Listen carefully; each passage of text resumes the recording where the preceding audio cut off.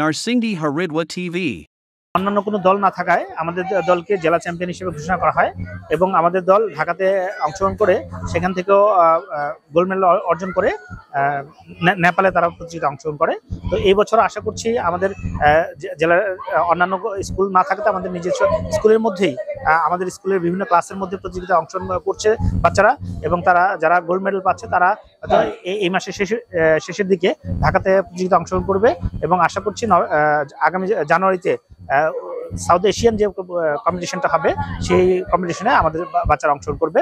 এবং আমি প্রত্যাশা করি যে কারাতে একটি আত্মরক্ষার কৌশল যেটি সকলের জানা উচিত, এবং অন্যান্য স্কুলগুলো কর্তৃপক্ষ যারা আছে তাদেরকে অনুরোধ করব এই প্রতিযোগিতায় বাচ্চাদেরকে প্রশিক্ষণ প্রদানের জন্য।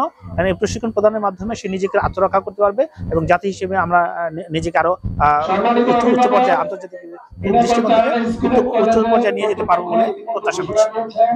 ধন্যবাদ সবাই। Narsingdi Haridwa TV. Edit by Hamim Ahmed.